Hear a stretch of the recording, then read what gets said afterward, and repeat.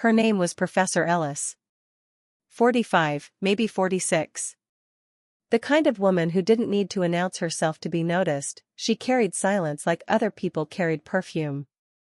Soft brown hair pulled loosely behind her head, a few strands escaping down her neck.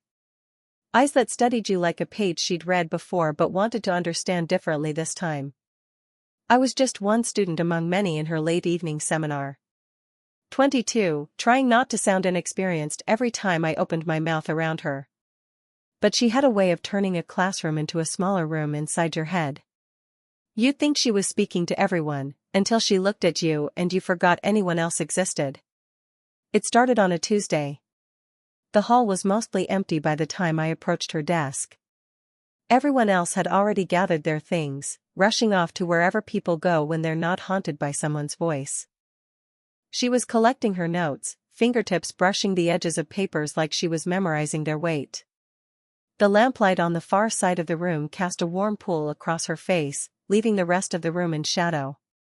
"You stayed behind," she said without looking up. Yeah. I wanted to ask about the paper. That wasn't a lie, but it also wasn't the reason I was still standing there. My voice came out lower than I meant, and she finally glanced up. Her eyes lingered, just a beat longer than necessary. I felt it like a hand closing around my throat, firm, careful. She nodded once. "All right. Let's sit."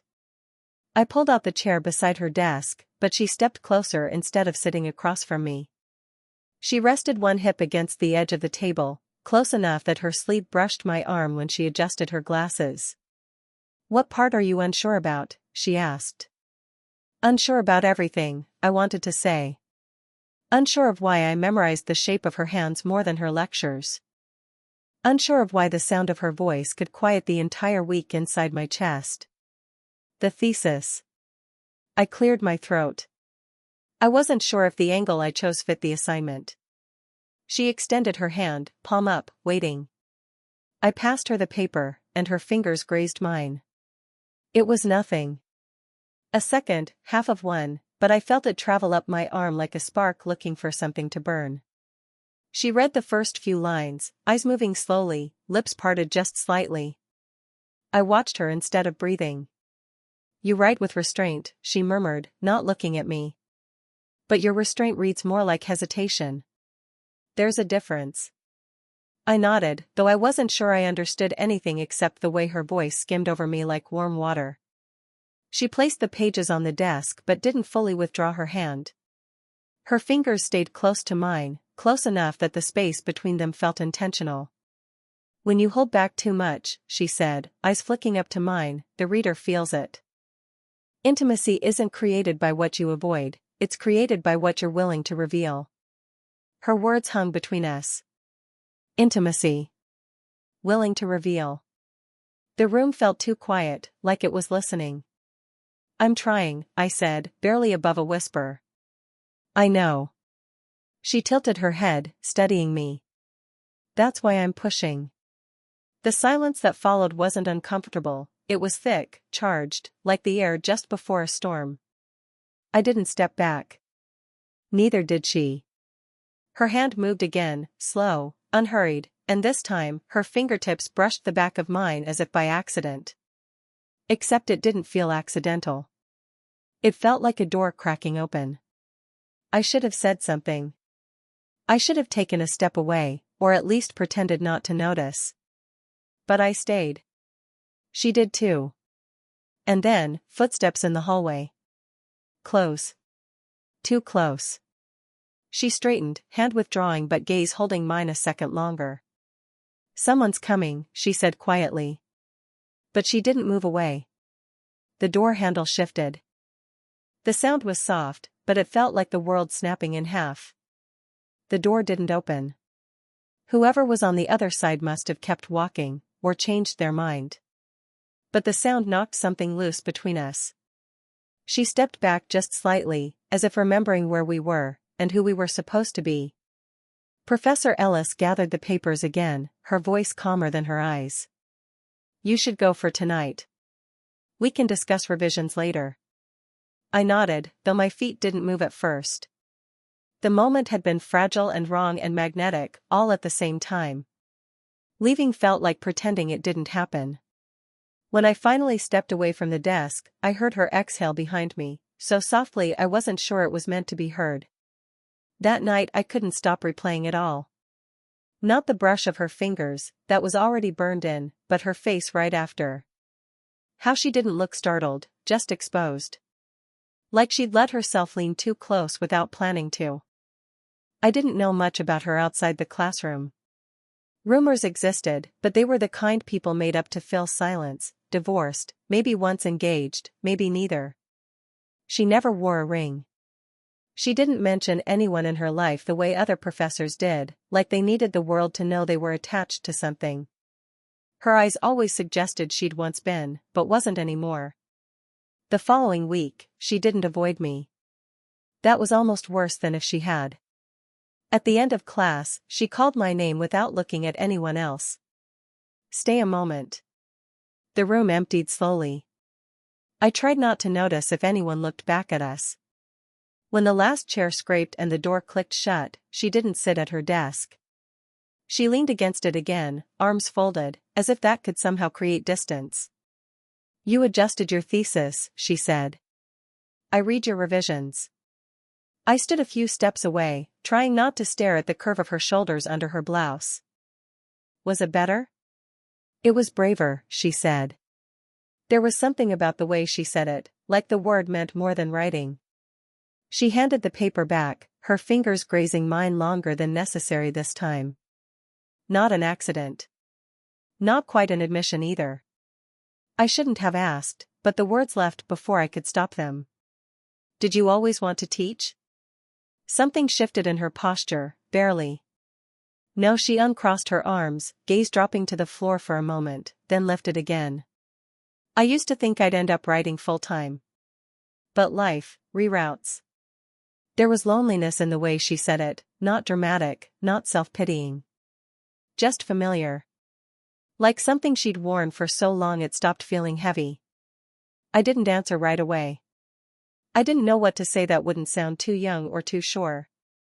She must have read that on my face because the corner of her mouth lifted, almost apologetic. "Why literature?" she asked. I hesitated. It was the only thing that ever felt honest. Her eyes flicked up sharply, like I'd echoed a thought she hadn't spoken aloud. She stepped past me toward the window, arms brushing mine so lightly neither of us reacted out loud. Outside, campus lights flickered on. Evening settling in. The room felt too quiet, again.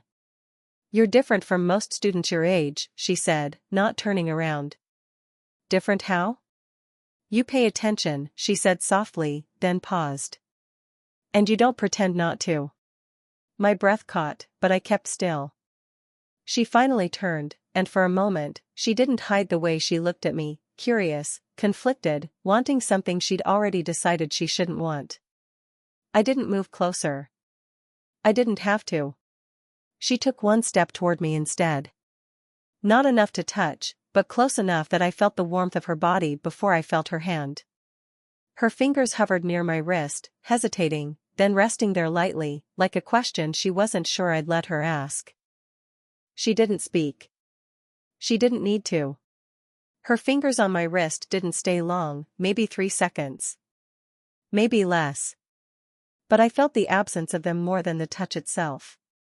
She stepped back like she'd walked too close to a ledge, though she tried to make it seem natural.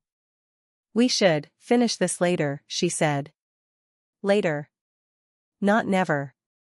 I nodded, pretending not to track the way her breathing had changed. I gathered my papers slowly, more to stay near her than out of any real need. Outside, muffled voices passed down the hallway, but the door stayed shut. She moved behind her desk, putting furniture between us, but it didn't reset anything.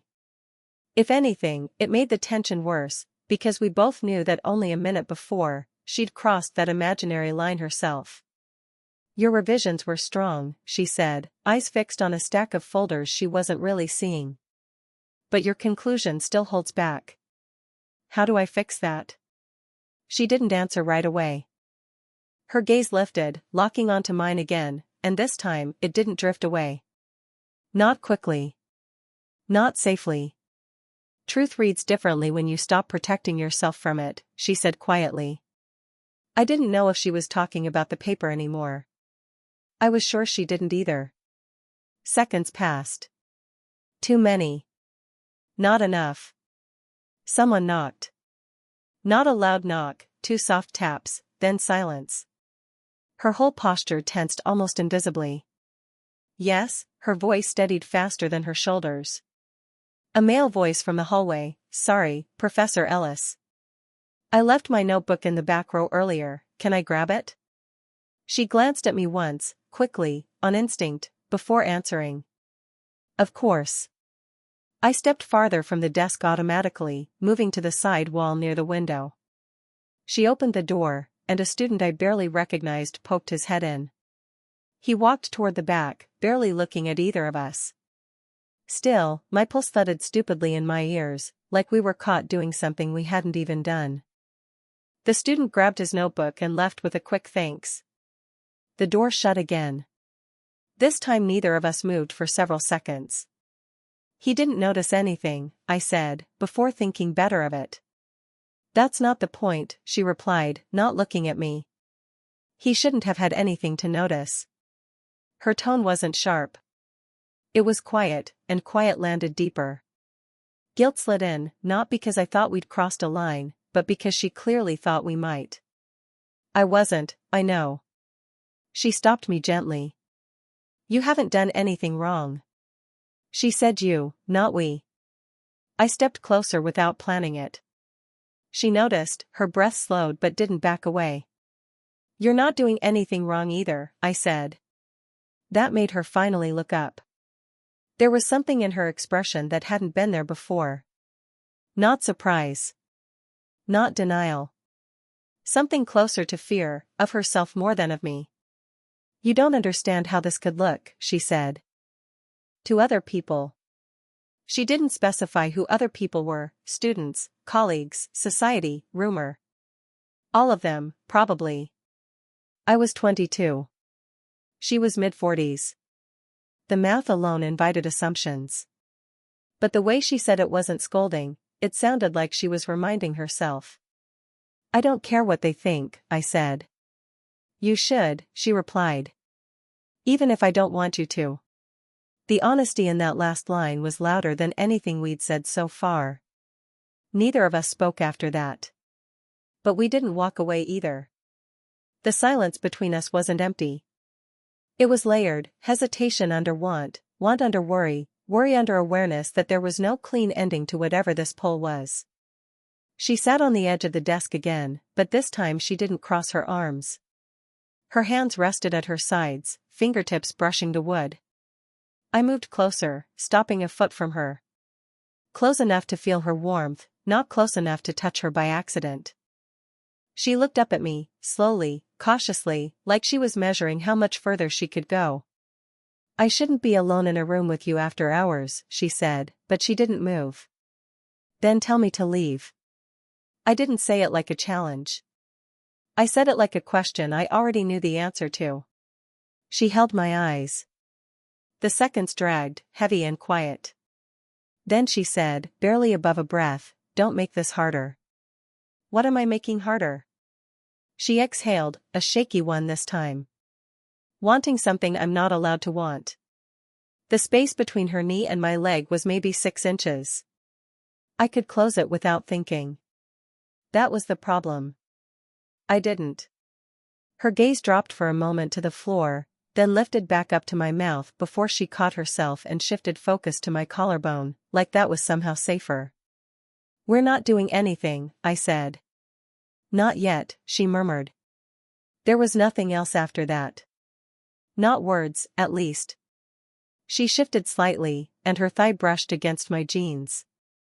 Not intentionally. Not completely by accident either. My hand hovered near her desk, not touching her, just close. Her fingers inched just enough that the side of her hand touched mine. Barely. But she didn't move it. The door, silent now, felt like it didn't exist. Her breathing was shallow. mine wasn't any better. She didn't kiss me. I didn't kiss her. But we were one breath away from forgetting why we shouldn't. And neither of us stepped back. I didn't sleep that night. Not really. Every time I closed my eyes, I saw the way she'd looked at me, like she was trying to decide if desire was a kind of betrayal. The next day, I told myself to act normal. To take notes. To blend in with the rest of the room. But she wasn't the same in class. She didn't call on me. She didn't glance my way. Her voice was steady, but her fingers kept tracing the edge of her desk like they needed something to hold on to. After everyone left, I pretended to take longer packing up. She didn't tell me to stay, but she didn't tell me to go either. I approached slowly. You're avoiding looking at me. She hesitated before lifting her eyes. I'm avoiding making a mistake. You already think it's a mistake, I said. She held my gaze, but her voice came out quieter. I think it could become one. I stepped closer. She didn't back away this time. Her jaw tightened, like she was fighting herself. You don't understand the cost of this. Then explain it, I said, not loud, but close. Her chest rose and fell once before she spoke. I've worked too hard to have any part of my life questioned. And you, her voice wavered almost imperceptibly. You still have everything ahead of you. I'm not walking away from this, I said. Not from you. Her lips parted slightly, not in surprise, more like surrender she was trying to stop. When she didn't answer, I moved one step closer, until the space between us held nothing but breath. You think I don't see it? I said quietly. How you look at me. She closed her eyes for half a second, like I'd made contact without touching her. That's not the point, she said. Then tell me what is. Her hand lifted halfway, like she was going to push me back or touch my face. It hovered near my chest, fingers trembling almost imperceptibly, before she let it drop. You're too close, she whispered. You're not moving, I whispered back. She opened her mouth to argue, but the words didn't come. I could feel her breathing, shallow, warm, pulling in air like it cost something. I don't know which of us moved first. But suddenly, her hand was on my chest, not flat, not pushing, just resting there like she needed something solid. I covered it with mine without thinking. Her breath caught, soft but audible. Seconds stretched. The world felt narrowed to that one point of contact. Her eyes flicked to my lips, only for a heartbeat, but I saw it. Felt it. She shook her head faintly, but she didn't pull her hand away. You don't know what you're doing, she said. I do. You're too young to stop deciding that for me. That landed harder than I expected.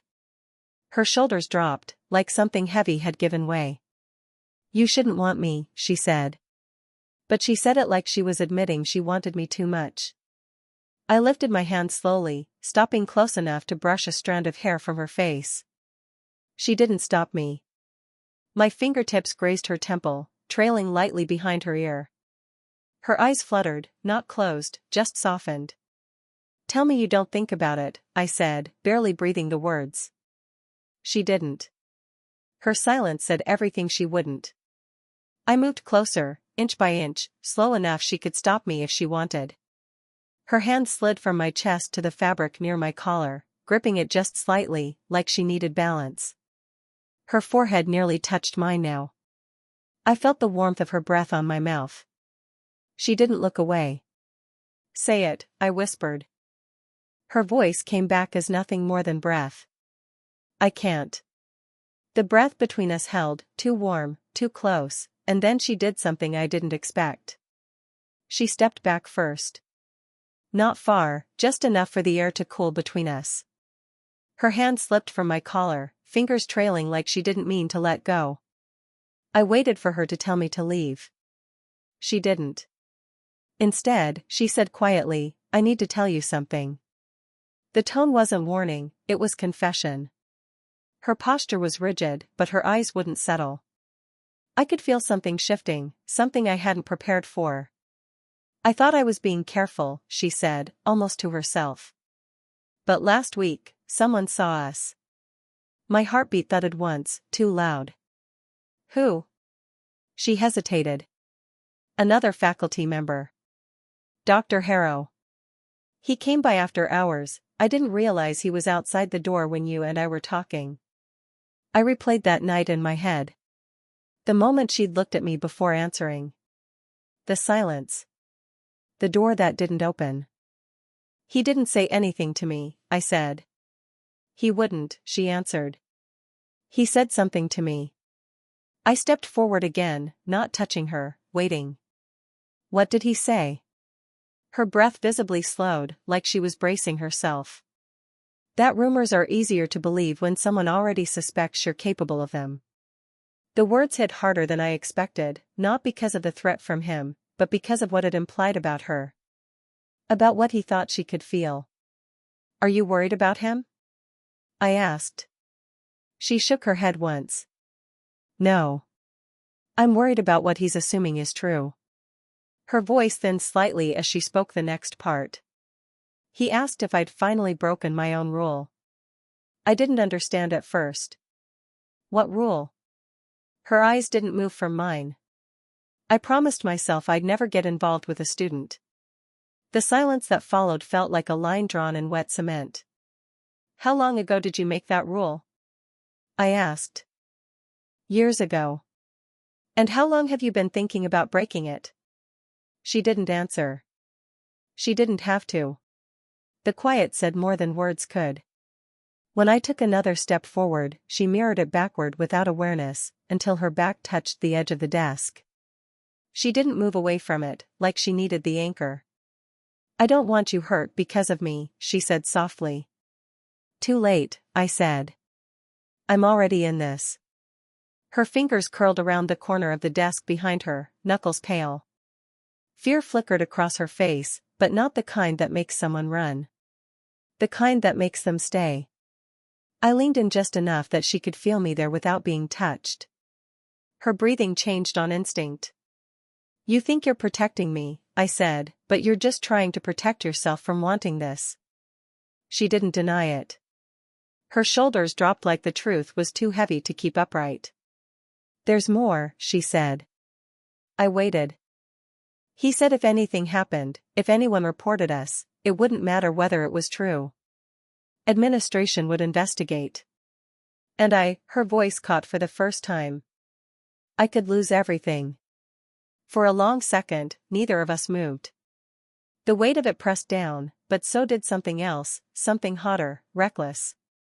Slowly, hesitantly, she slid one hand forward across the desk until it brushed the side of my hip. Not a pull.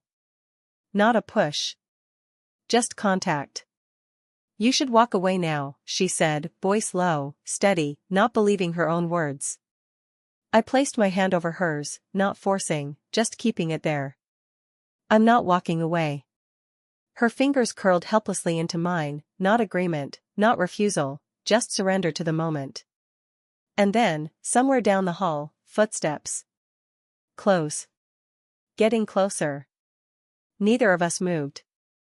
The footsteps outside slowed, then faded in the opposite direction. The air between us didn't relax with them. If anything, it thickened.